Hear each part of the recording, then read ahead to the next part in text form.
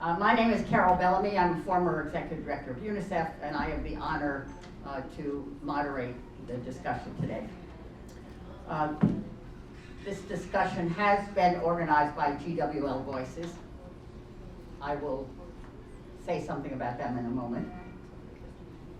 We have three fabulous panelists, which if you are awake, you will know there are only two sitting here right now, but the third is coming. For our panelists, we have Ana Yance Perez, who is the Technical Secretary of the Latin American Caribbean Network of Rural Women, REDLAC. I believe you see something about that here. And Guillermina Martin, sitting here, who is the gender team to the Regional Hub for Latin America and the Caribbean for UNDP, the United Nations Development Program. And we will be joined a little later, she was here a moment ago but had to do one other thing, by Andrea Macias Palma, who is Gobernadora in el Gobierno of the Regional Government of Aysén in Chile.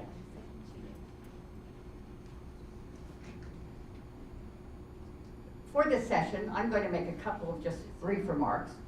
Then you will hear from our fabulous panelists. And then hopefully we'll have an opportunity for some Q&A. We are set to conclude this session at 4 o'clock with some final comments from our panelists.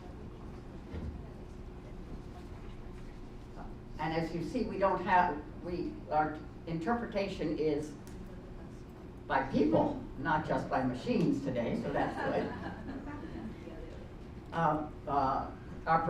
Some of our presenters will present in Spanish, and then we will do the interpretation in English for those of you who might be an American like me, where we only yell at people louder in English. Although I know some of you are quite good at languages. So let me just quickly, again, this session is one of 4 sessions during the week, important week that has been put together by GWL Voices. Just to remind you, it is an advocacy group for multilateralism and gender equality, made up at this point of 62 global women leaders. The mission is to increase the participation of women in multilateralism as a vehicle for improving women's welfare everywhere. We know that, and I'm one of those women, we know that to increase opportunities for girls and women, to reduce gender inequality, and to end gender-based violence, among other complex challenges, women need to be at the table where decisions are made. The 3 panelists that you will hear from today are women who are at the table, helping to make those decisions. So just a few words from me on the topic today, which I probably needn't remind you, but I shall take a moment. Rural women are often the backbone of their communities, responsible for household management, agriculture, and childcare, among other things. However, despite their critical roles, they are disproportionately affected by the impacts of climate change. Because in so many cases of their limited access to resources and the discrimination that they face, rural women are more vulnerable to climate-related disasters such as droughts and floods than are their male counterparts. Yet, as you might expect, despite these challenges, rural women are also powerful agents for promoting sustainable development and climate action. They possess valuable knowledge of local landscapes and resources, including the wealth of biodiversity that's available, and they can contribute significantly to environmental planning, finance, budgeting, and policymaking processes. The event this afternoon, this discussion, aims to create a platform in which rural women, particularly from Latin America, but offering others to engage, will be able to exchange experiences and share the technologies and strategies that they use to optimize their food security, and the adaptation and resilience to climate change. The panel will also allow reflection on the relationship of local experiences with international processes and the need to bring the voice and experience of rural women to climate change negotiations and biodiversity conservation. Enough from me. So we're going to start with Anya Yancy, we might. So I'm going to ask you a question, or question or two. How would you describe the situation of rural women in your region? Do you think there are differences among countries? What are the general trends, and what is the agenda of Red LAC? What are the issues you're fighting for? Sí, buenas tardes con todos y todas. Para nosotros, la Red Latinoamericana y del Caribe de Mujeres Rurales, quisiéramos en la tarde de hoy, para que comprendan lo que es la mujer rural, darle un fuerte abrazo con olor a humo y el sabor a tierra, porque así trabaja la mujer rural, ¿verdad? Entonces, sí quisiéramos compartir con ustedes que nuestra organización, la Red Latinoamericana y del Caribe de Mujeres Rurales, nace en San Bernardo, Argentina, en 1990.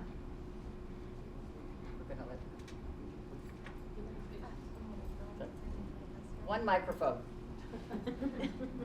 Good afternoon to everyone. I'd like to share with you that Red LAC, the Latin American and Caribbean Network of Rural Women, was, well, first off, I'd like you to understand that today we're going to be speaking about rural women, and I'd like you to imagine the smell of the soil and the feel of the smoke, which is what rural women work with.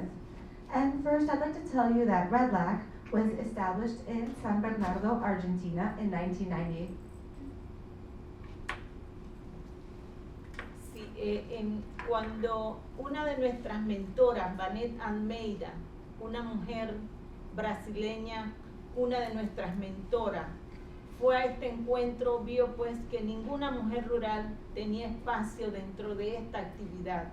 Es allí donde nace y la idea y nace esa semilla, crece esa semilla de ver fortalecer una red a nivel de Latinoamérica y el Caribe de mujeres rurales.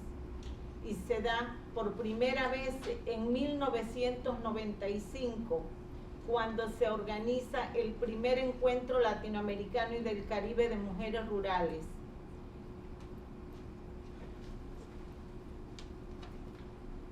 So one of our mentors, Vanette Almeida, a Brazilian woman, she went to the first meeting and she realized that there were no rural women participating, and that's where the idea was born. That's where the seed was planted to create and strengthen a Latin American and Caribbean network for rural women.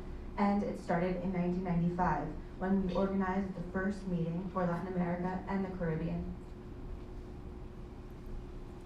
Lamentablemente nuestra mentora Vanette Almeida muere, ¿verdad?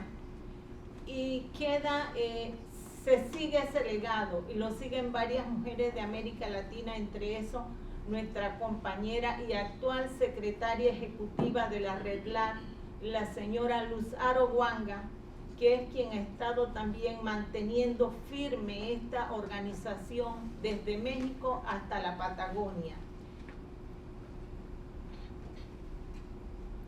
Unfortunately, our mentor, Ms. Vanette Almeida, passed, but her legacy continues, and many women in Latin America are continuing with her legacy, including our executive director, Ms.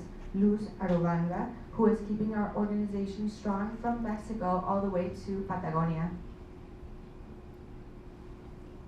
En el primer encuentro latinoamericano y del Caribe, le respondo a la compañera, allí nos unió un gran movimiento de mujeres. Por primera vez las mujeres rurales se reunían, se encontraban, que estando en diferentes lugares, en diferentes países, donde todos estamos pues enmarcados en una sociedad dominada por los hombres y delimitada por territorio, ¿verdad? Por ser rural teníamos doble situación, ¿verdad?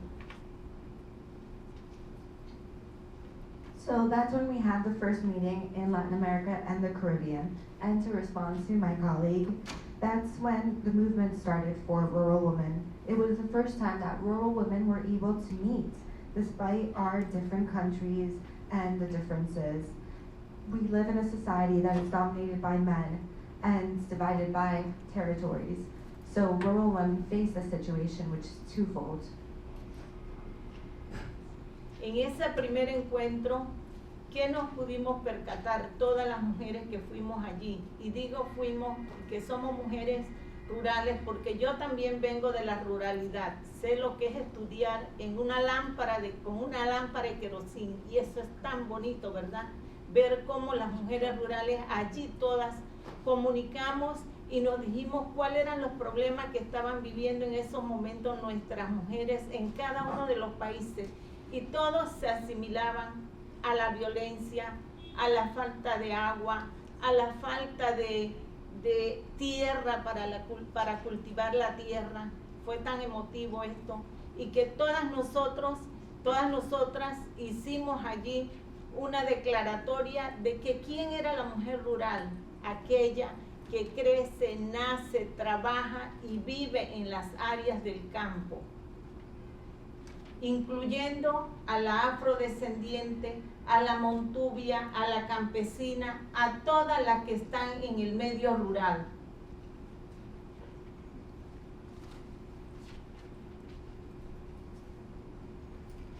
And that was the first meeting that we had. And we were able to see what we as rural women were facing. And I say we because I also come from a rural background. I grew up studying with a kerosene lamp, which is something that is so beautiful. It was very moving to see all the rural women join together and talk about the problems that we were facing in our countries. All of them were traced back to violence, to the lack of water, to the lack of land for cultivation, and it was such a moving experience. All of us were able to talk about who we were as rural women. We were women that were born, that grew up, that worked in the fields. And this includes Afro-descendants, farmers, women from the countryside, everyone. Sí, este primer encuentro se dio en Brasil en 1996. Luego se hace en Tlaxcala, México, en el 2007. En estos encuentros todo sale siempre una memoria.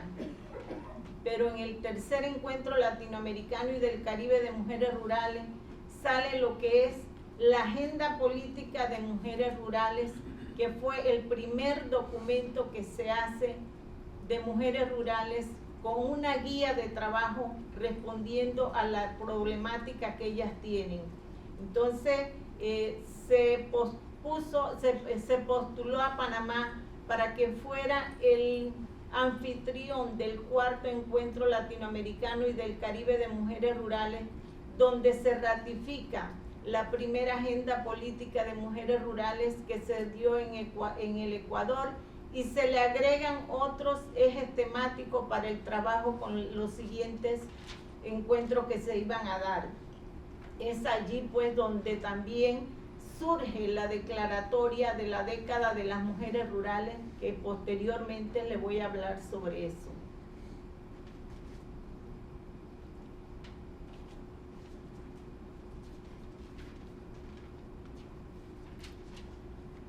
So that was the first meeting, which was celebrated in Brazil in 1996. Later on, the second meeting was celebrated in Tlaxcala, Mexico in 2007. And at that point, we were looking towards the past, talking about memories, but by the time we had our third meeting for Red Lac, we were able to establish the political agenda of rural women, and we drafted the first declaration for our work guidelines that would respond to the issues that rural women were facing. We were able to then nominate Panama as the host for the fourth meeting for Red Lac, and we ratified our first political agenda, which had been born in Ecuador. We also later on added our working pillars. And that was when we also made the declaration for the Decade of Rural Women, of which I will talk about in a moment. Sí, continuando con el trabajo de la Red LAC, ustedes saben que en estos momentos que hemos vivido de pandemia, la mujer rural ha sufrido mucho las consecuencias, ¿verdad? Y siempre doña Luz Arowanga me llama y me dice a mi Ana Yancy, ¿qué vamos a hacer? ¿Cómo nos vamos a mantener comunicadas con las mujeres rurales en esta pandemia? Y es allí donde se pone a andar, a caminar lo que son las escuelas de lideresas rurales, que se le puso el nombre Escuelas del Confinamiento al Empoderamiento de Mujeres Rurales, donde han participado 16 países de Latinoamérica y el Caribe. To continue with the work of Red LAC, during the pandemic, we know that rural women suffered the impact greatly. And that was when Luz Arabanga, she called me and she said, Ana Yancy, what are we going to do? How are we going to maintain in contact with rural women during the pandemic? And that's when we started with our schools for rural leaders. We started with these schools during the quarantine to empower women and started working in 17 countries across Latin America and the Caribbean. Al implantar estas escuelas también nos pudimos percatar de una gran problemática que tienen las mujeres rurales, ¿verdad? Teníamos compañeras que las clases las recibían arriba de un árbol porque no había conectividad. Eso es uno de las grandes problemáticas en todos los países de Latinoamérica, el uso de lo que es la tecnología, muy difícil para ellas, porque no tienen muchas veces los medios ni la forma para hacerlo, y pues es una gran problemática que confrontan las mujeres rurales de nuestra América Latina. When we established the schools, we were able to notice another issue that was impacting rural women. Some of them had to climb trees to take classes from the top of the tree because they had no connection. And this is a problem that we see in Latin America, that it's very difficult for rural women to use technology. Sometimes they don't have the means or different manners to access it. So this was a big issue that rural women were facing across Latin America and the Caribbean. Resumiendo la problemática que une a todas las mujeres rurales de América y Latina y el Caribe, tenemos la problemática del acceso al agua, del acceso a la tierra, de la violencia, de la participación ciudadana y política de cada una de ellas, de las TIC, de los medios de las TIC, ¿verdad? La comunicación, que es muy importante, pero también ellas como cuidadoras del medio ambiente, ¿verdad? Son las que cuidan la madre tierra, somos las que cuidamos la madre tierra. Entonces, esto es muy importante. Hay muchos problemas que ahorita en el mundo se están dando por la situación del cambio climático, y la mujer rural es una de las principales pioneras en mejorar esta situación. Y yo creo que debemos de dar una mirada a la ruralidad para comprender muchas cosas que podemos todavía recuperar en nuestro planeta. So we were able to summarize the issues that were facing rural women across Latin America and the Caribbean. Amongst these, the lack of water, the lack of access to land, violence, the lack of political and civic participation, as well as issues related to the media and access to the community. But rural women are also caretakers of the earth. They take care of Mother Earth. We take care of Mother Earth, and this is extremely important. And they are also the ones that are addressing the issues that are being caused in the world by climate change.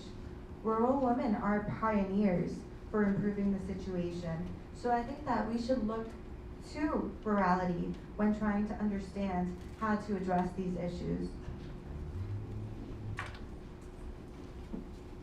Yo creo en la tarde de hoy, yo quiero decirles y contarles una anécdota que yo creo que cada uno y una de los que están en estos momentos aquí podemos ayudar a mitigar la situación del cambio climático si cada una y uno de nosotros ponemos y podemos hacer lo que están haciendo las mujeres rurales, que ellas mismas están siendo conscientes, porque vemos los ríos, vemos los mares como están llenos de plástico, ¿verdad? Entonces, y les cuento también una anécdota muy rápido yo tengo una nieta de 4 años, que la maestra le dice a mi hija, ¿por qué la niña me pide todos los días los plásticos que son para la abuela? Entonces ella le dijo, porque nosotros desde allí debemos de empezar, desde los pequeños, a enseñarles que por los plásticos deben de ir a una botella, para que esas sean las botellas que salven al planeta, porque son las botellas de amor, con ellas se hacen casas, se hacen cercas, se reutilizan y no vamos a ver tanto plástico en el mar y en los ríos. Y eso lo están haciendo las mujeres rurales en nuestra Latinoamérica.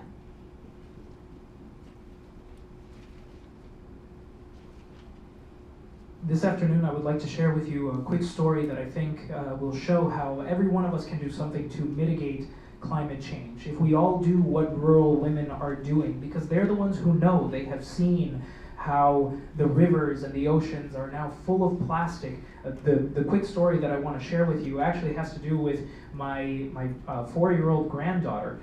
She's going to classes, and often the teacher will come to us and say, well, why is it that she keeps asking us to give her all of the plastic that we find? And I think it's because that's where we need to start. We have to start by gathering the plastics. That's the place where it all has to begin, because plastics can be turned into bottles. These are bottles of love that then become homes, that then become fences, and then our oceans and our rivers won't be so polluted.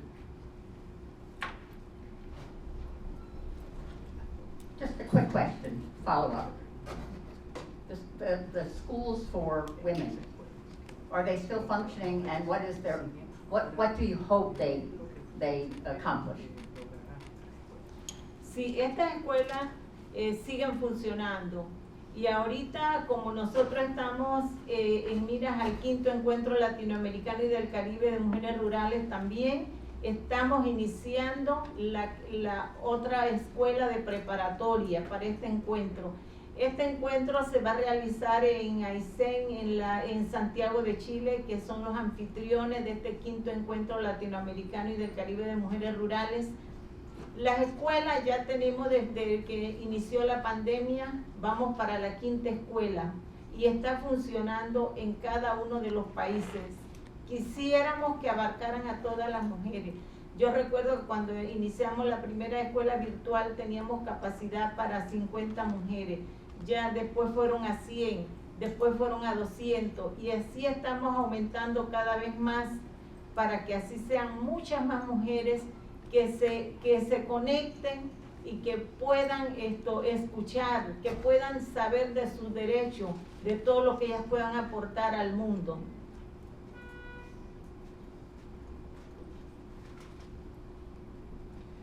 Yes, these schools are still operating. Currently, we are preparing for our 5th Red Lag session, and as a part of those preparations, we are currently starting on an initiative for a new school with a higher level of education. This meeting is going to be held in Aysén in Santiago de Chile, which is hosting the event.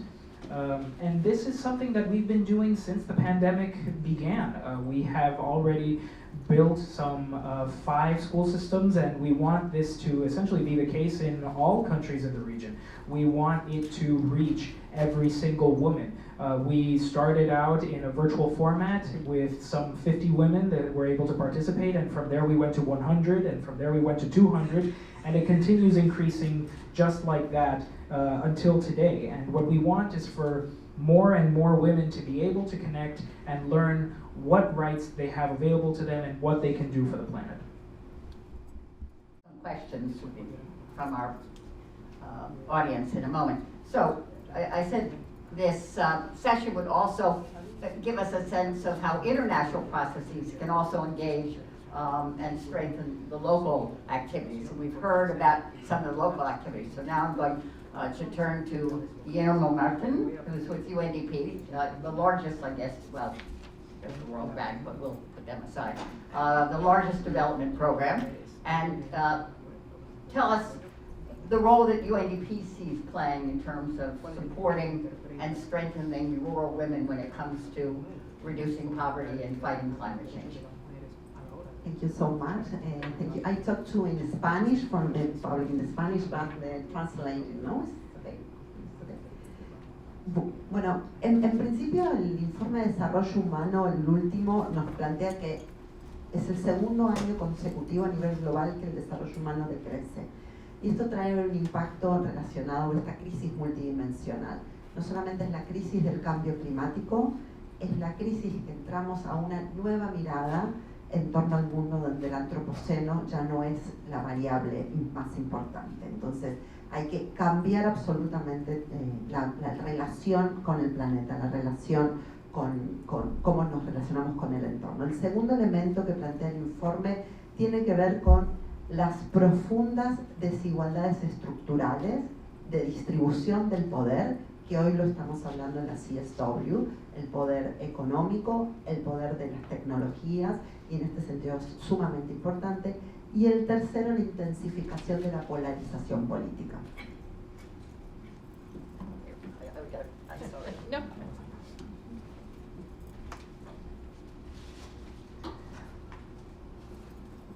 Good afternoon. So, given that this is this is the second year that the report that we've produced has shown that there has been a decrease in many of the results that we've been able to garner over the years. Now, one of the things that we do need to see is some kind of a change in how we relate to the world. We had the second element being that there has been a major impact on the distribution of power in particular.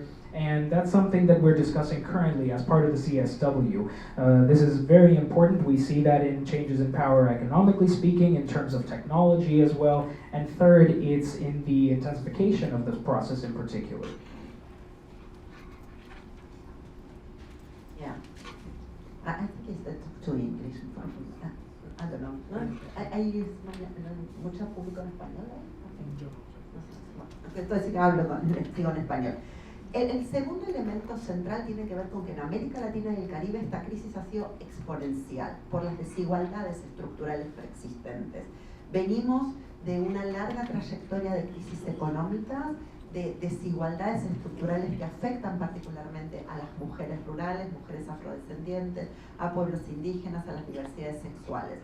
Y es hasta el día de hoy que no hemos salido. En América Latina, en los 2 años de la pandemia, retrocedimos 10 puntos porcentuales en la participación laboral femenina. Esto es un impacto nunca visto, con un impacto mayor en las mujeres en mayor situación de pobreza. The second element that we see is a crisis that has had exponential effects on Latin America and the Caribbean. This is due to persistent inequalities, an economic crisis, one after the other, and also structural inequalities in particular that we see among groups of rural women, Afro-descendants, indigenous communities, and people who are part of different sexual orientations. And we aren't out of the forest just yet. The pandemic remains, and in Latin America and the Caribbean, we have seen a drop in 10 percentage points among women's participation in particular. Y la pregunta, ¿qué hacemos desde el Perú? Creemos que hay un abordaje múltiple a esta crisis multidimensional. El primer abordaje tiene que ver de trabajar con los gobiernos, repensar las políticas públicas, repensar los modelos de desarrollo basados en la sostenibilidad y en las desigualdades estructurales. Esto implica la nueva generación de políticas en torno al cambio climático. El segundo elemento es trabajar junto con sociedad civil y comunitarios. Por eso tenemos un trabajo sumamente fuerte con Red Lab, con DUS, con Anayansi, con los 16 países que participan. Entender desde las bases comunitarias cuáles son las posibles soluciones. El tercer nivel de trabajo tiene que ver con el financiamiento y la política fiscal. Si no repensamos una redistribución real de las políticas fiscales más progresivas que vayan a un financiamiento efectivo hacia donde se necesita, pero no solo la fiscalidad estatal, sino el sector privado, el financiamiento. El cuarto, no sé si mejor después les cuento el cuarto. anymore. So getting to the question itself, what is it that we do in that case? Well, there is a multi-pronged approach for what is essentially a crisis with multiple factors to it. We have to work with the governments in order to develop better public policy because there is a lot of inequality to be addressed. This will require better policy in terms of climate change. We have to work with civil society. That's why we collaborate constantly with multiple organizations, bodies, and Allianci, for example, the 16 countries that were mentioned previously. And this is in order to establish through these community bases what the best possible solutions might be. The other aspect that we have to talk about is funding. We need to have a different kind of focus on progressive policies that will allow us to find the funding needed for these solutions. And that includes collaborating with all kinds of areas, like for example, the public sector for the private sector for funding in particular. Thank you. Y el cuarto nivel tiene que ver con repensar las economías, particularmente desde la economía feminista, entender lo que impacta la economía de los cuidados en el desarrollo. Uno de los principales problemas que tienen las comunidades indígenas, las mujeres rurales, tiene que ver con la falta de reconocimiento y de valorización del trabajo de cuidados no remunerados. Ellas están cuidando la naturaleza, cuidan las comunidades, cuidan a sus familias, y esto es un elemento central, repensar la injusta organización social de los cuidados y generar políticas para ese reconocimiento. Y el quinto último elemento, que el PNUD está haciendo muy fuertemente provocando la discusión, es que no podemos pensar una transición verde, una transición a un nuevo modelo de desarrollo sin resolver los problemas estructurales y de desigualdades preexistentes. Porque podemos estar muy verdes, pero seguimos con las mujeres rurales en esa situación. Entonces, es un trade-off entre la transición verde, pero repensando y contribuyendo a que las desigualdades estructurales se resuelvan.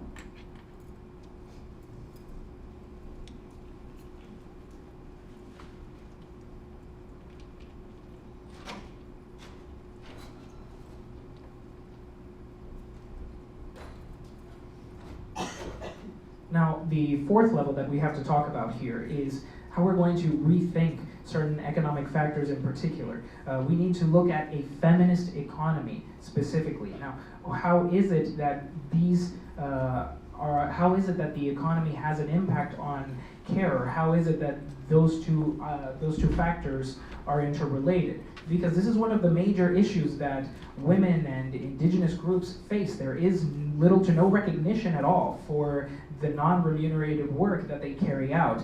These are the people who are taking care of nature, they're taking care of their environment, they take care of their families, and we need to rethink precisely this aspect of the economy so that we can produce or generate policies that will allow for that kind of recognition. Fifth, looking at UNDP in particular, it's important to say that we cannot rethink these economic aspects or rethink the concept of a green transition without what I'm talking about here right now, without addressing these inequalities that we've seen thus far. What I'm talking about here is a trade-off between this green transition that I've mentioned and the restructuring or the addressing of these structural inequalities.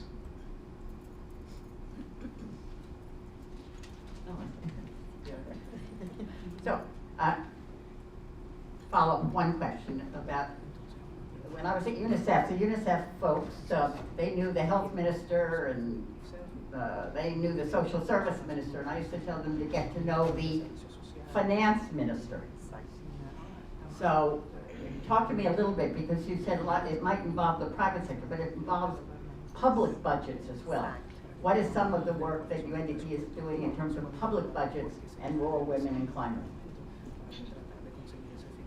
En primer lugar, el PNUD lanzó un gran programa global que se llama Climate Promises. Esto es un trabajo en todos los países a nivel mundial donde se trabajan las NDCs, que son los planes de acción para responder al cambio climático. el PNUD en esos planes de acción elabora efectivamente los planes de acción de género en cada uno de los elementos. Es una discusión profunda, es poner a discutir no solamente financiamiento, sector energético, sector de turismo, sector de transporte, sector rural, ¿no? Porque una cosa son las mujeres rurales, pero otros son el sector rural y la agricultura rural. Son dos actores diferentes que están compitiendo. En esta mesa que es la pensarlo transiciones, ¿cuáles son los intereses y necesidades diferentes desde una perspectiva de igualdad y de género? Y cómo eso hoy por hoy se está poniendo en juego. En Chile, por ejemplo, la CNDC es una gran discusión y sentar a las mesas, y ayer hablábamos, es poner la mesa, una silla en la mesa, pero transformar la mesa. Las dos cosas.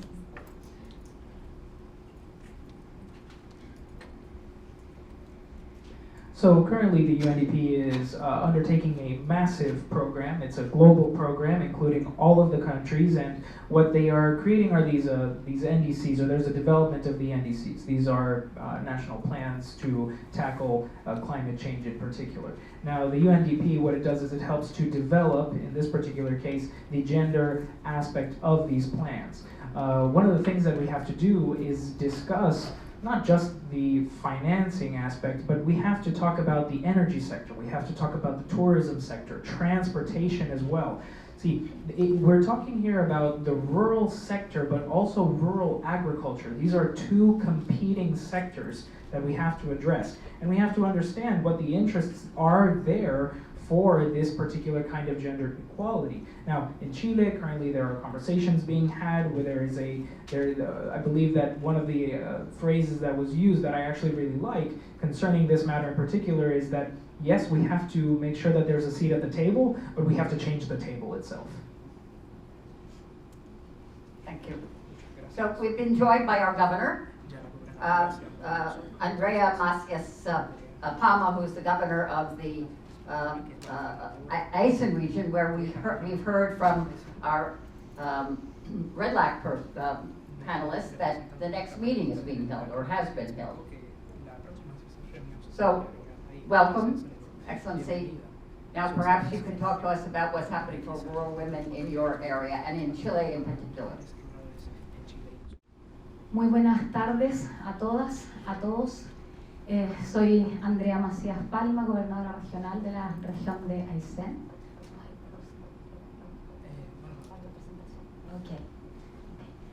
La próxima vez que venga voy a hacer la presentación en inglés. Bueno, quiero contarles que vengo de la región de Aysén, no sé qué va pasando la diapositiva. Okay. La región de Aysén es parte del territorio nacional chileno, es un territorio muy extenso, cubre el 14% de la superficie nacional, con una muy baja densidad poblacional, con un 48% de mujeres y con una alta tasa de ruralidad. El 44% de nuestra población vive en zonas rurales.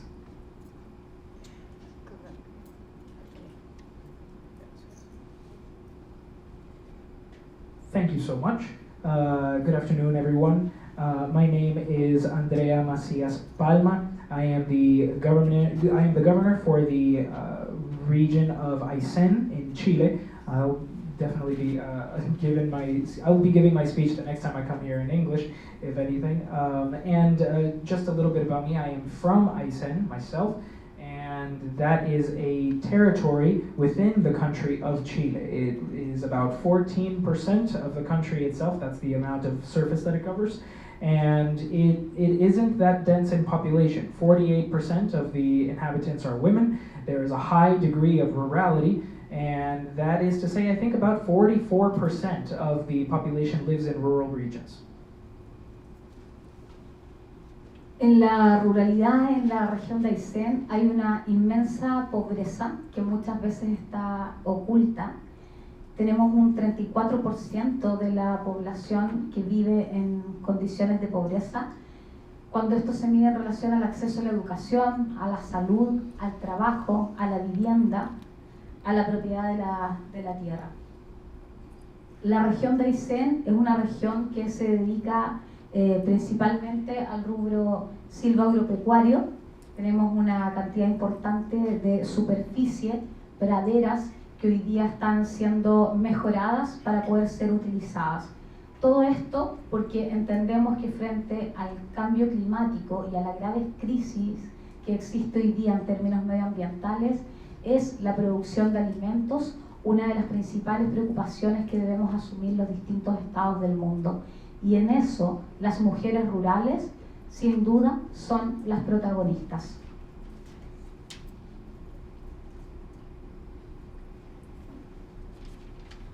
Now, Aysén, the rural regions of Aysén specifically, have high degrees of poverty, and often this is not plain to see. 34% of the population there live in poverty, and this is something that certainly affects the population when you look at things like access to education, health, jobs, homes, and land. Aysén is an area that has a lot of farming in terms of industry, and there are many lands that are currently being adapted in order to adjust to this reality. This is in many ways because of the pandemic. As a result of that and many other factors, we have come to understand that one of the main focuses that we have to have now is on food production, and the stars of food production truly are rural women. Quiero contarles también que dentro de toda la inversión pública que se ha hecho para el mejoramiento de praderas, que es fundamental para poder aumentar la producción de alimentos, eso ha potenciado algunos rubros como los cultivos, ¿cierto? Hortofrutícola, cerezas, manzanas, arándanos. Acá mismo, comí ayer arándanos que provienen desde Chile. Y uno ve que todo se exporta, la gran cantidad se exporta. En el caso del arándano, solamente el 80% de la producción sale hacia afuera del país. Por lo tanto, no estamos además preocupándonos de garantizar la alimentación de las propias comunidades.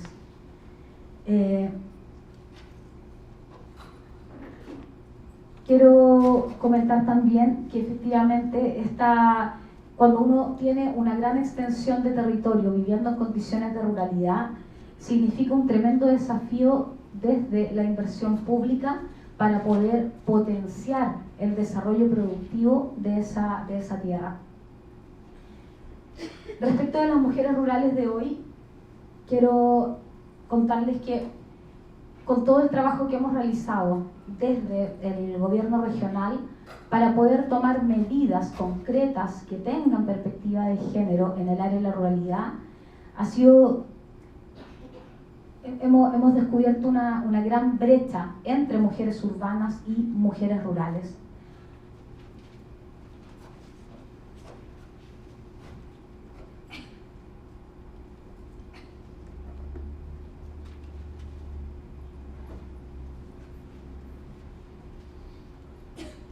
Speaking in particular about a lot of the public investment that's been made in adapting these lands for such purposes, we have seen efforts being made to increase production in mainly fruits. This is one of the areas where we've seen a lot of progress.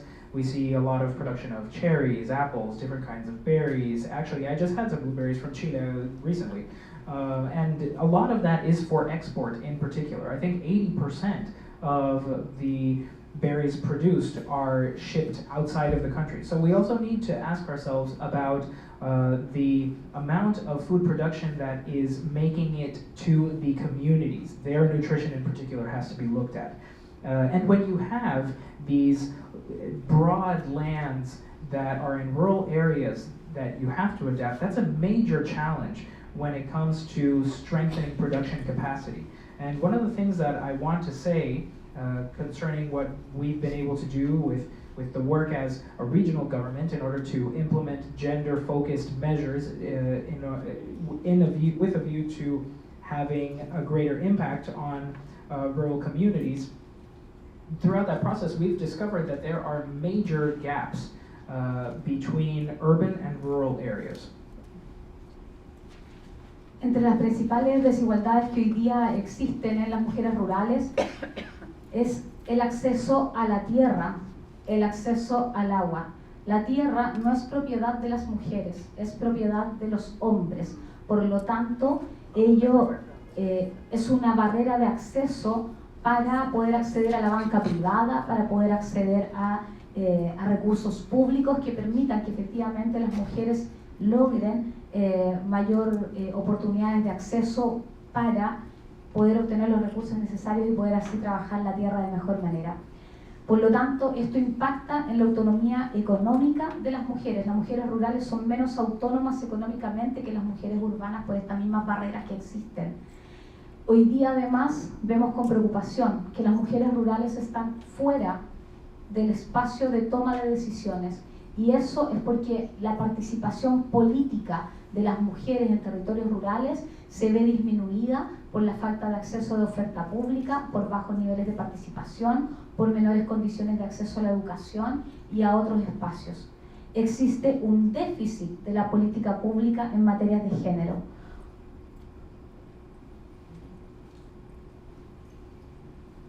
And therefore we look at the inequalities that impact rural women. We see that they have a lack of access to land and to water.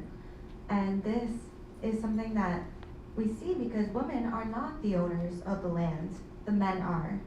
Therefore, we see a number of barriers that prevent women from reaching the public resources that would aid them and provide them access to these opportunities, allow them to obtain resources and effectively work the land. This impacts the autonomy of rural women. They have less autonomy than urban women due to all of these barriers that I've described. And we see that rural women aren't actively participating in the decision-making process either. Their participation is quite reduced at the rural level. There are no opportunities, there's a lack of access to education and other spaces. So we look at all of this. Entre las brechas que existen también podemos ver que hay diferencia en la autonomía física que tienen las mujeres urbanas versus las mujeres rurales. Hoy día en la ruralidad todavía vemos cómo hay el acceso a las prestaciones de salud es mucho menor. Por lo tanto, la posibilidad de que las mujeres ejerzan derechos sexuales y reproductivos en la ruralidad es mucho más bajo que en el caso de las mujeres urbanas. El embarazo adolescente, los casamientos, las relaciones a temprana edad, la iniciación sexual temprana, las maternidades a temprana edad, aún siguen siendo muy características de las mujeres rurales. Por eso es tan importante avanzar y como desafío está el empoderamiento que tienen que tener las mujeres rurales. Y cuando uno hace la vinculación con la tierra, con el trabajo necesario para la seguridad alimentaria, estamos hablando de la oportunidad de tener un empoderamiento económico por parte de las mujeres a través del fomento productivo, a través del desarrollo de redes locales de comercialización, de sistemas de cooperativas entre mujeres que puedan fortalecer estas redes para contribuir y potenciar la autonomía económica que entendemos como un gran avance para alcanzar mayores niveles de igualdad y de esa forma reducir los niveles de pobreza existentes hoy día en la ruralidad. Among these gaps, we've been able to also differentiate the autonomy that rural women have versus urban women when it comes to their physical autonomy.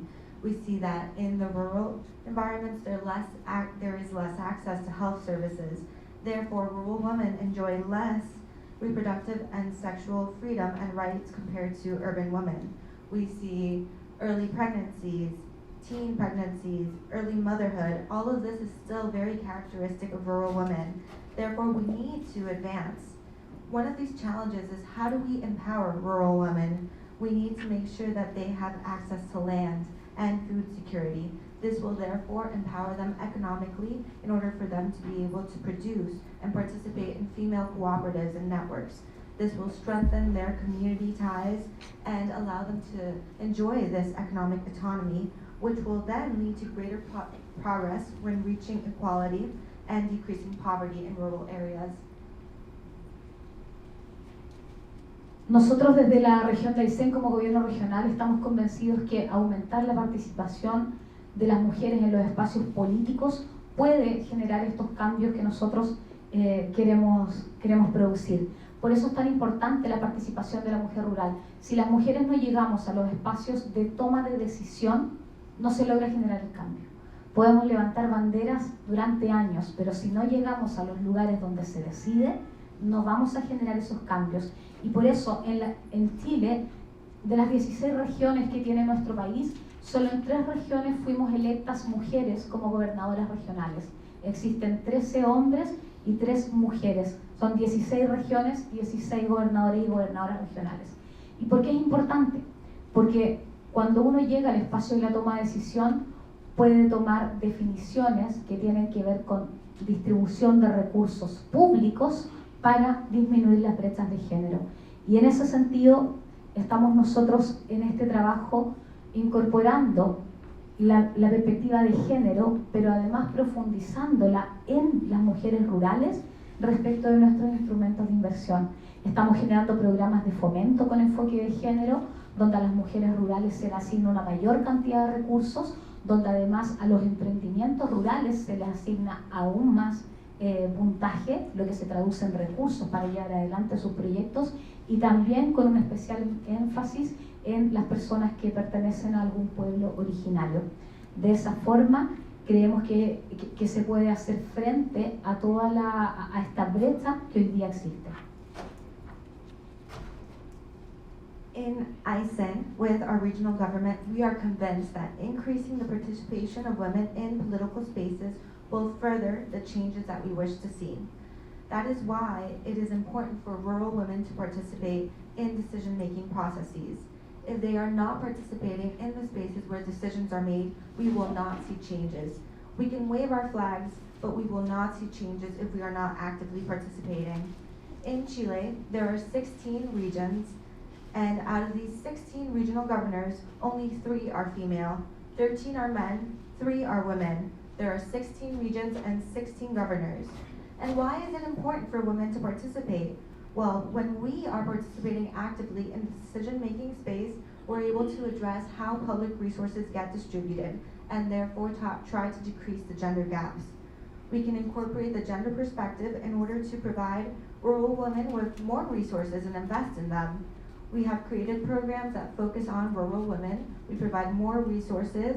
If they're working on agricultural projects, we designate more resources for them to be able to advance their projects. And we also focus on women that belong to indigenous communities. And this is how we're able to address these gaps.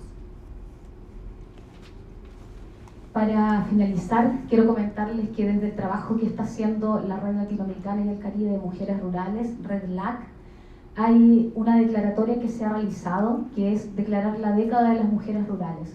Pero hay un desafío que es aún mayor, y es que esta se reconozca, que los estados patrocinen esta solicitud, distintos estados, para que avancemos en una declaratoria de la década de la mujer rural para la seguridad alimentaria.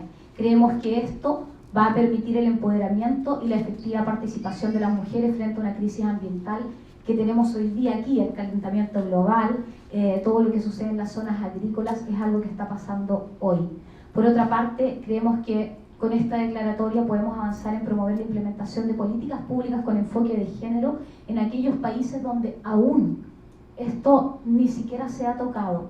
Generar políticas públicas para atacar toda forma de violencia que viven las mujeres rurales, que además es una violencia que muchas veces proviene del propio Estado. También el fomento a la inversión y créditos con igualdad de género en zonas rurales. La propiedad de la tierra no puede ser una condición para acceder a poder aumentar nuestros niveles de producción. No puede el acceso al agua, no pueden las mujeres rurales no tener acceso al agua para poder garantizar los cultivos y poder garantizar la alimentación. Y finalmente creemos que es fundamental promover los sistemas de cuidado como parte de la política pública. Las mujeres rurales trabajan y trabajan mucho más, porque no solo tienen a su cargo la labor del campo, la labor de producir alimentos, sino que además en condiciones rurales deben ejercer el cuidado de los niños, niñas, adolescentes, de personas mayores. Culturalmente, las labores de cuidado están asignadas a las mujeres, por lo tanto, esto debe tomarse y debe reconocerse Se debe reconocer la labor de cuidado también como trabajo. To conclude, I'd like to comment on the work currently being done by Red LAC. We have declared the Decade of Rural Women. However, it is a challenge for this decade to be recognized as such. We need governments to recognize the Decade of Rural Women and to advance this declaration. We particularly need to focus on food security so that women are able to provide part of the solution when we face the food crisis and the issue of climate change and global warming. And this is a situation that is currently happening. We need to focus on the impact that policies have and incorporate a gender perspective in various public policies. Sometimes there are many states that do not address this perspective, and there are public policies that need to be enacted in order to address the violence that rural women face. Many times this violence is perpetuated by the state itself. We also need to address the issue of credits for rural areas. Therefore, land ownership cannot be considered one of the conditions in order for increasing productivity. We also need to look at the topic of water. It is impossible for rural women not to have access to water since it is necessary for their crops and for food. Finally, I'd like to also mention that we must consider the care system when looking at public policies. Rural women have many responsibilities. They work from day to night in the fields, working on food production, and they also take care of their families of children and older members. Therefore, we need to incorporate care as part of our public policies and recognize this work and the importance that it has. Para finalizar, quiero dejar con ustedes un regalo en la siguiente lámina. Las mujeres siempre debemos reconocernos y debemos reconocer el legado que vamos dejando. Y quiero compartir una frase de una mujer que ya no está en esta tierra, en este mundo terrenal. Una mujer luchadora, artesana, creadora, artista, que en uno de sus libros, Cuestión de Género, nos regaló esta frase que la quiero compartir con ustedes porque es una invitación a no soltar nuestras banderas de lucha, a no perdernos, a seguir intactas en nuestras convicciones, entendiendo que juntas es la forma de poder poner en valor todo el trabajo que hacemos y que este pueda llegar a buen puerto. Y Sandra Borges nos decía que en este cuento cabemos todas, las tristes y las alegres, las luchadoras y aquellas que ya no tienen fuerzas, pero por sobre todo somos mujeres y no necesitamos razones para abrir nuestro corazón. Muchas gracias.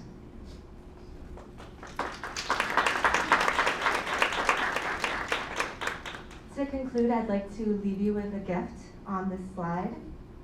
Women must recognize ourselves and our legacy.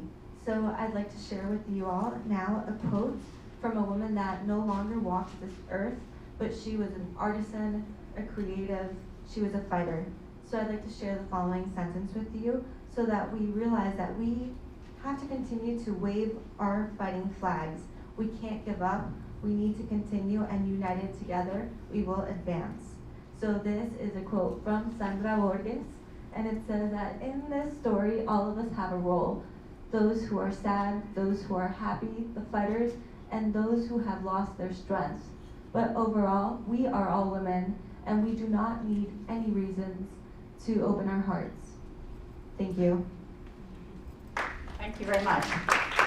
Do at this point, which is ask for one response when in fact we've heard of so many challenges, the challenges of land ownership, the challenges of violence, of agriculture, access to water, public policy, political participation. But a question to each of you, and I will go in the order in which they spoke. If tomorrow you met the president of your country, or if you were the president of your country, even better, what's the first action you would take to try and improve the situation for rural women?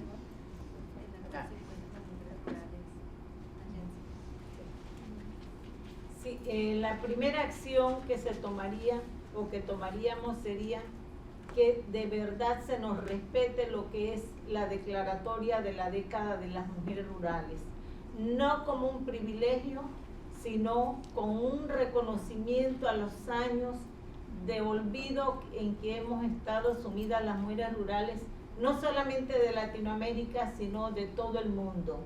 Eso lo haría. Y lo haríamos pensando en aquellas mujeres que fueron nuestras primeras antecesoras en este proceso de la RELAC. También en esa mujer que en estos momentos no ha podido estar con nosotras aquí, Luzaro Wanga, por quebrantos de salud.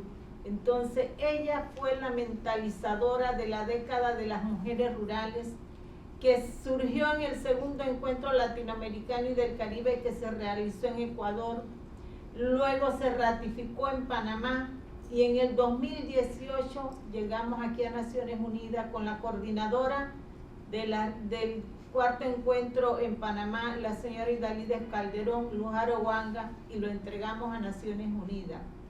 Posterior a esto hicimos pues en la primera reunión virtual en el 2021, donde nombramos embajadores y padrinos de las décadas de las mujeres rurales, donde tenemos que incidir con los organismos tomadores de decisiones. En esta sala tenemos a 2 embajadoras de las décadas de las mujeres rurales, del cual nosotros hemos tenido mucho apoyo por parte de ONU Mujeres, de PNUD, de la región de Aysén en Chile, para realizar nuestro 5º encuentro latinoamericano y del Caribe en mujeres rurales. Lo que yo pediría y lucharía, ¿verdad?, sería porque se reconozca la década de las mujeres rurales, para que se crean políticas públicas, ¿verdad?, que no se hable de la mujer rural solamente el 15 de octubre, sino que estemos ya en pluma y letra en todas las políticas públicas que hay en todos los países, no solo Latinoamérica, sino el mundo entero.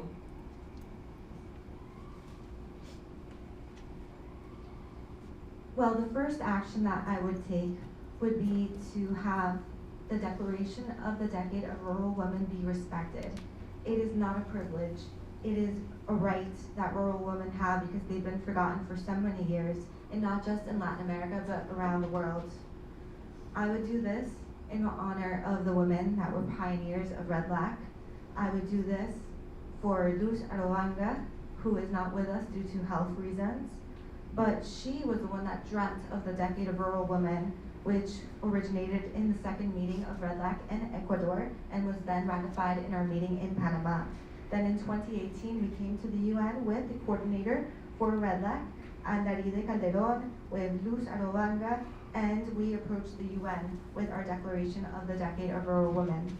Later on in 2021, we were able to have our first virtual meeting where we named various ambassadors and people that would help us support our declaration, and they would help us in the decision-making spaces. In fact, we have 2 ambassadors in this room, and we've received so much support from UN Women, from UNDP, from the region of Aysén, where we will be holding our 5th meeting.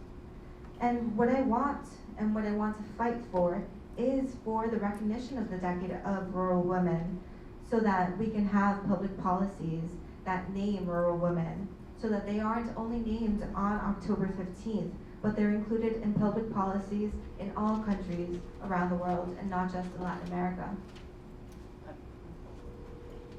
Just a slight modification. So if you were the administrator of UNDP. Okay. Why not? Why not? Yeah. Why not? Bueno, primero como latina, una cosa no pedimos una, pedimos todo. Es muy difícil, ¿eh? Sí. Pero a ver, como administradora, realmente para América Latina y el Caribe, uno de los problemas más grandes tiene que ver con la concentración en el acceso a la tierra, ¿no? En muchos países es muy problemático, entonces efectivamente un acceso a la tierra a mujeres rurales con reconocimiento de sus territorios, con acceso, es un elemento sustancial. Pero no puede ir solamente el acceso a la tierra, tiene que ir acompañado de sistemas productivos que acompañen y que den soporte, como decía Andrea, acceso a agua, acceso a formas de producción y a comercialización que sean efectivas.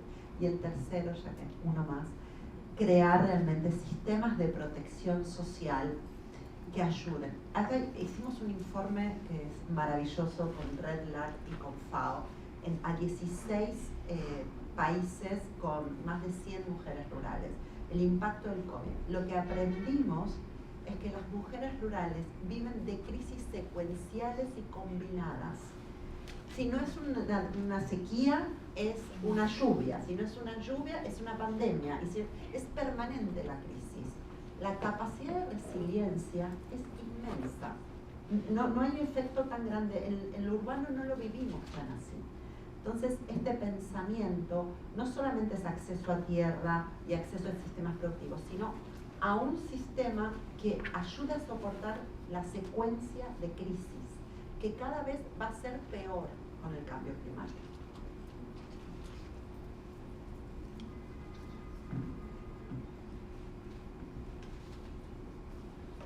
Well, as a Latina woman, I have to start out by saying that, as we tend to do, we don't ask for just one thing, we ask for everything. And let's see, so if I were administrator in that case, gosh, for Latin America and the Caribbean, I suppose that one of the main issues that would have to be addressed would be the concentration of issues relating to access to land in particular. This is a major issue that is present in multiple countries. And the reason, well, one of the things we have to think about is that it's not just a matter of recognizing the rural women's rights to territory. It has to go hand in hand with a system of production that will support those characteristics. So we need, for example, the support of access to water. We need better production methods. And I suppose, if anything else, we would need, in order to do that, we would need systems of social protection. Now, along with the network and the FAO, we have put out a report, or a report was written where we discovered that COVID had a major impact on the lives of rural women, but it isn't just COVID that's affecting these communities. Rural women live in constant, multiple crises. And if it's not a drought, it's because there are heavy rains. If it's not heavy rains, there's a pandemic. So they live in a constant cycle of multiple crises all at the same time. And what you end up seeing in those communities is a level of resilience that you just don't find in urban areas.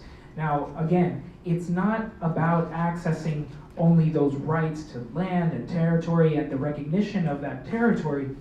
What we need is a system that's going to support their ability to deal with these multiple crises at the same time. Crises which, I'll add, are only going to worsen with climate change. Well, we already have you as governor, but if you were the president. Yo me dije a mí misma, hay que hacer programas con perspectiva de género y lo estamos haciendo. No, pero presidente, presidenta, creo que la mirada es común. El acceso a la tierra, el agua como derecho humano, el acceso al agua como derecho humano. Es la única forma de garantizar que nuestras tierras puedan seguir produciendo. El reconocimiento de las labores de cuidado como trabajo doméstico es fundamental, porque es la única forma de garantizar seguridad social para las mujeres rurales que hoy día tienen cero. Comparto lo planteado, además me sumo sin duda a pediría también la declaratoria, en eso estamos, lo conversamos con el presidente Boric en su visita a la región de Aysén. Van a ser parte como ministerio y desde presidencia en nuestro 5º encuentro latinoamericano de mujeres rurales, así que vamos avanzando en ello. Allá en Chile, y parte importante del movimiento feminista, siempre decimos, no tenemos nada, pero lo queremos todo.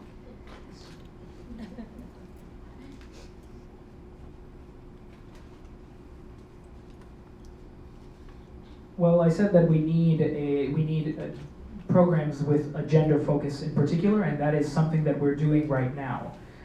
But let's see, if I were president, I think that we would need to potentially look at the approach that we're using. And I agree with everything that's been said thus far. It really is a matter of access to land, access to water as a human right, and this is the only way that we're going to be able to guarantee a sustainable means of production.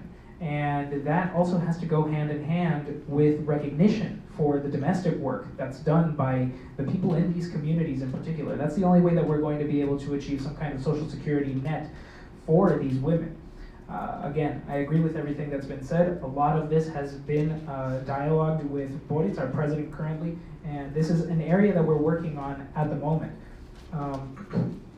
In Chile, the feminist movement has a saying that we have nothing, but we want everything. And that's what I'm going to close with for now. Okay. I think we have time perhaps for 2 questions. Just check it, Julie. It's the same microphone from there. So why don't we, I'll take one. I'll take here, and anybody on this side, only because I feel like I'm in a tennis match here. Well, then I'll take 2 from there. The nice woman there and the gentleman in the back.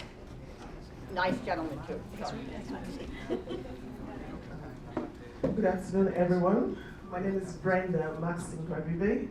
I'm founder of Purple Hands Empowerment Initiative. I'm from Nigeria, and I also work with the Federal Ministry of Environment. So my observation, I agree with everything everyone has said, but I want to make contributions regarding public policy because I am also a civil servant and a public officer. I think that we have done well in mainstreaming gender policies, in the public sector. But to actually yield results, because some of the solutions to rural issues of rural women are matters of public policy. And while we are also focusing on issues of women participating in politics, I think we should also focus on women in public service, because these policies are generated from public servants bottom up. And you find more women in public service than in politics. And I think also that we should make it a policy that every public officer should have gender training.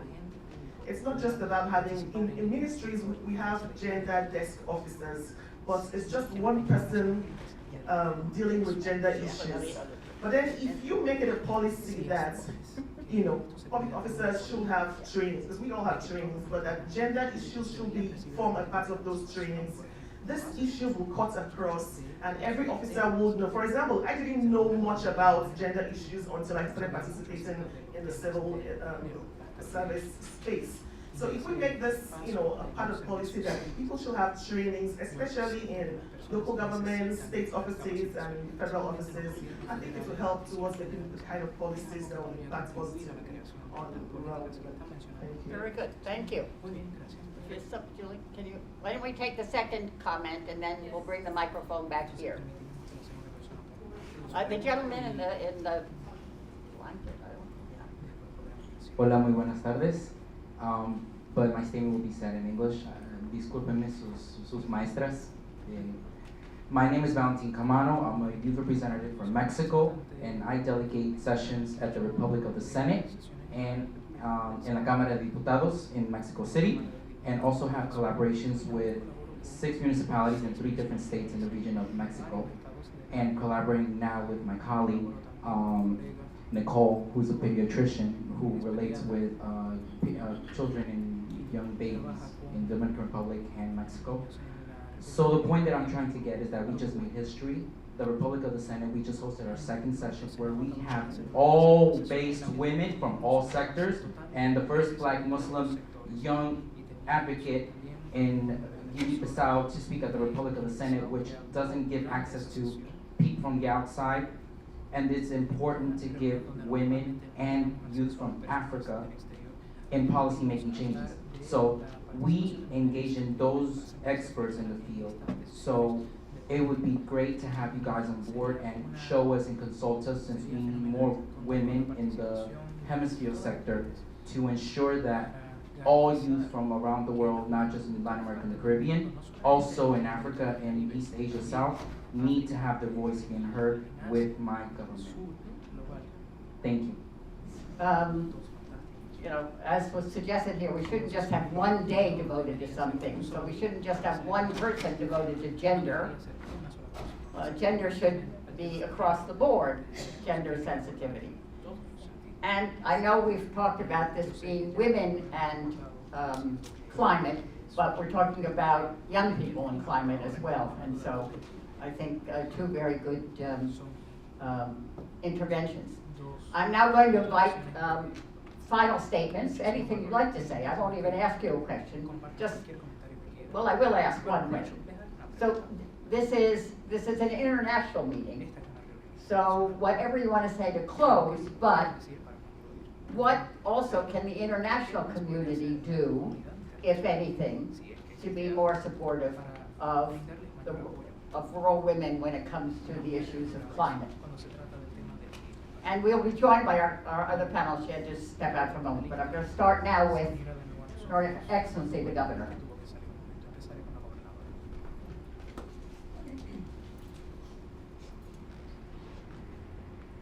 Creo que lo más, el mejor aporte, el mejor apoyo es que de manera conjunta instalemos estos temas en la agenda pública.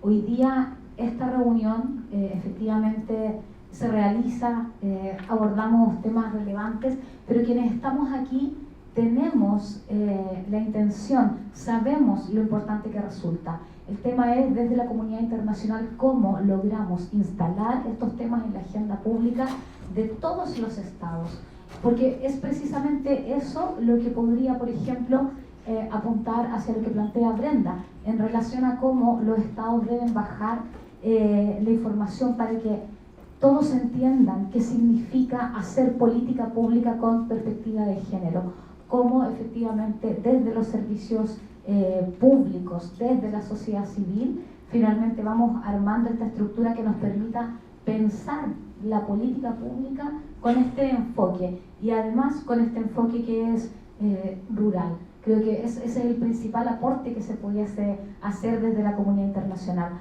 porque hay países donde hemos podido avanzar. Chile es un país que creó un Ministerio de la Mujer y la Equidad de Género.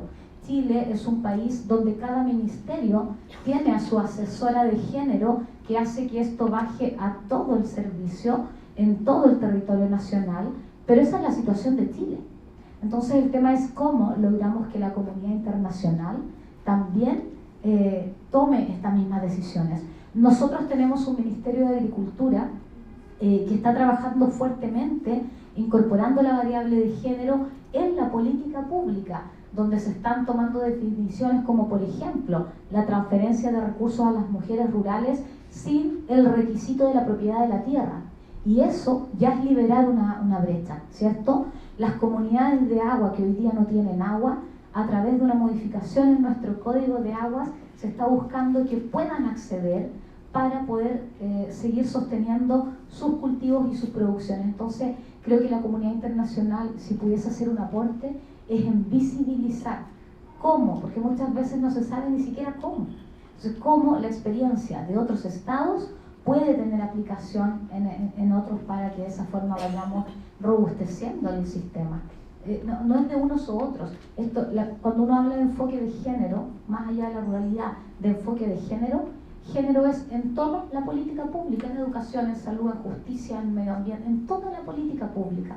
Y ahí creo que la comunidad internacional puede hacer un aporte importante.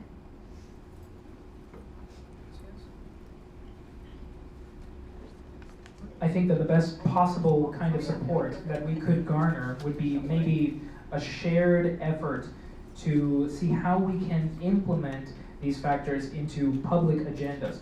And I mean, we're here at this meeting today and we've discussed many relevant topics, but those of us who are present here right now, we know how important they are.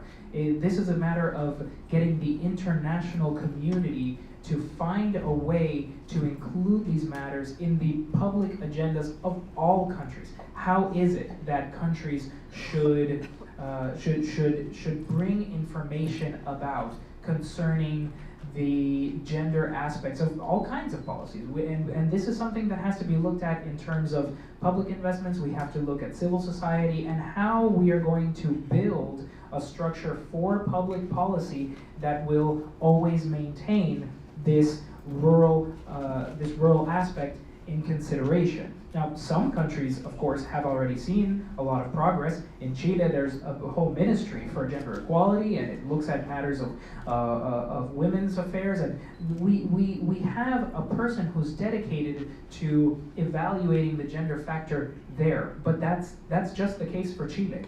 Now, how is it that we're going to get the entire international community to make the same decisions?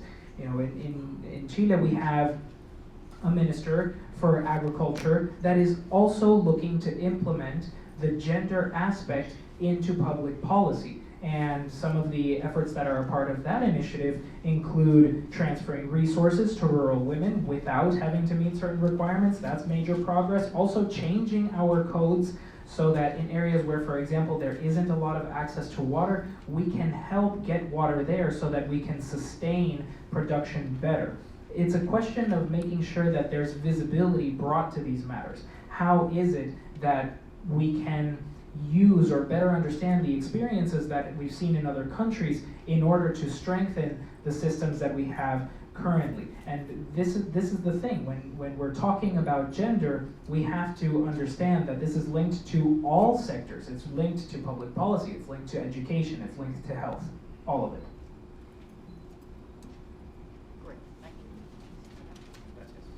Cómo no.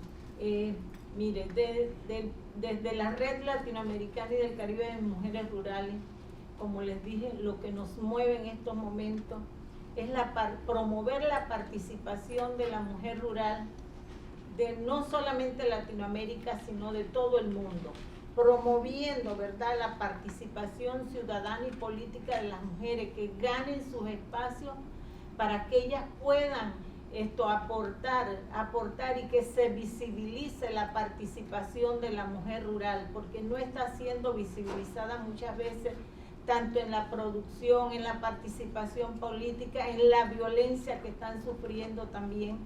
Entonces, eso es lo que nosotros queremos, y es el camino que queremos seguir con la declaratoria de la década de las mujeres rurales, y estaremos insistiendo en esto como uno de los factores que va a influir a nivel del mundo entero, cuando todos los organismos tomadores de decisiones se decidan y nos apoyen como ya lo están haciendo. Ya tenemos el apoyo del PNUD, como dijo la compañera Guillermina, es una de las embajadoras de la década de las mujeres rurales.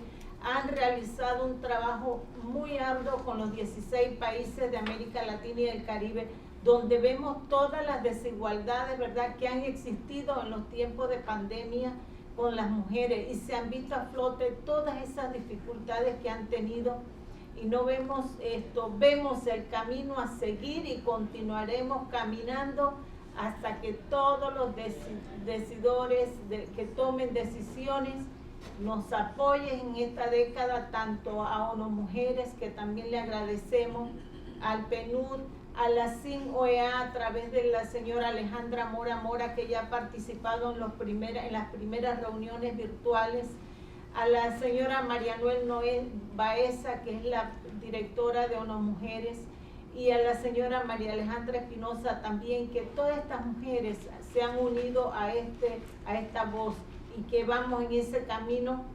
Ya hay una hoja de ruta que se está trazando para venir y lograr esta década de las mujeres rurales, que yo sé que va a ser de mucho beneficio para el mundo entero.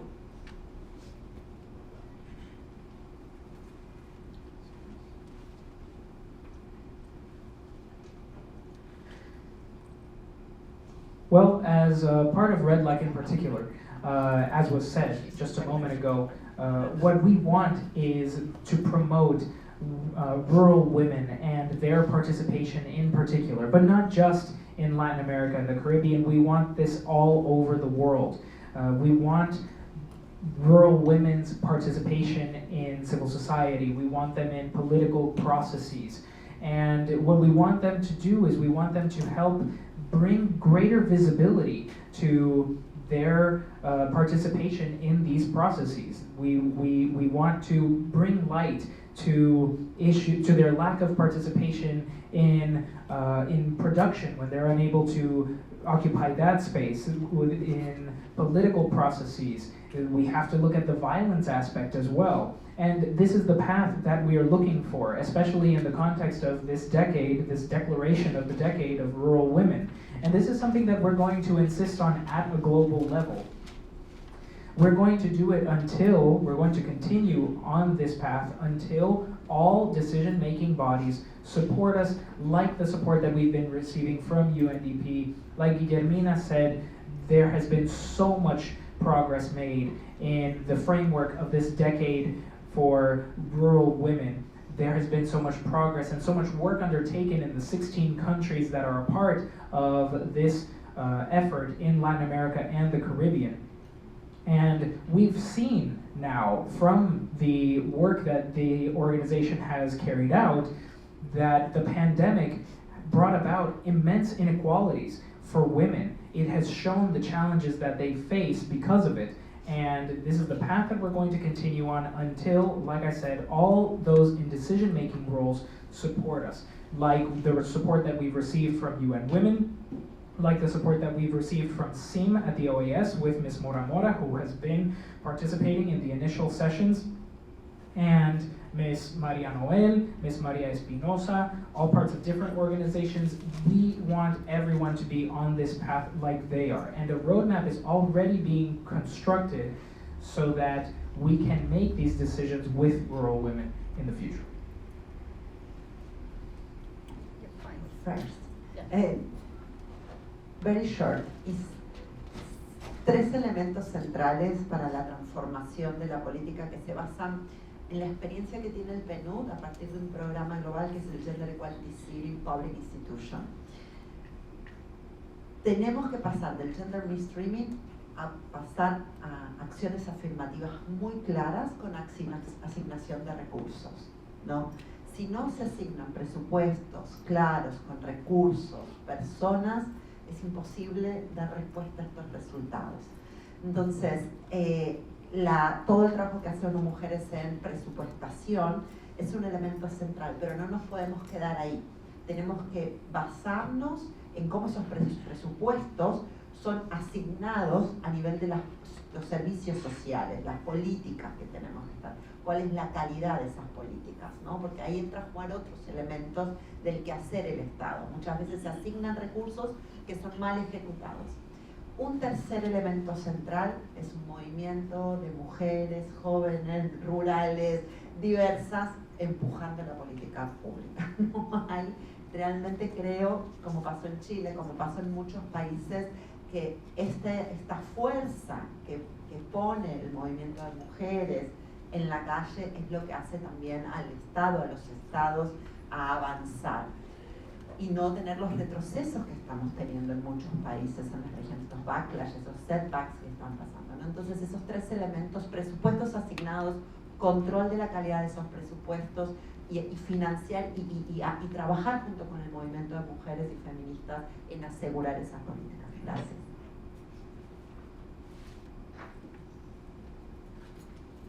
Just a few final statements. 3 central elements that are necessary if we want to transform policy. Now, this is essentially based on the UNDP's global program currently. We need to move from gender mainstreaming to the implementation of affirmative actions that are going to allow us to handle resources differently. It's not just about that. We need to make sure that the resources are there, the right resources. We need to make sure that the right people are there to handle those resources. Without that, we're not going to be able to respond adequately. UN Women, the budget that they develop is central to these matters. But it's not just a matter of creating the budget. You have to look at how these resources are being used. You have to make sure that there is a bit of quality control. Often resources are used incorrectly. And the third element that I want to talk about is the fact that it's women from all kinds of categories, young women, rural women, all from diverse groups that are pushing public policy forward. Much like what we've seen in Chile, these are the actions that make countries move forward in these processes. There are so many setbacks that we've seen elsewhere, and we want to try to avoid those. But again, essentially the three elements that are necessary are the designation of a proper budget, the control to make sure that that budget is used properly, there has to be a quality of the resources included in that budget, and the ability to work with women's movements in particular. Thank you. So one last thing to do before we close, and that is to ask you to join me in thanking 5 really important people, our 3 incredible panelists, and our 2 hardworking interpreters. Please join me.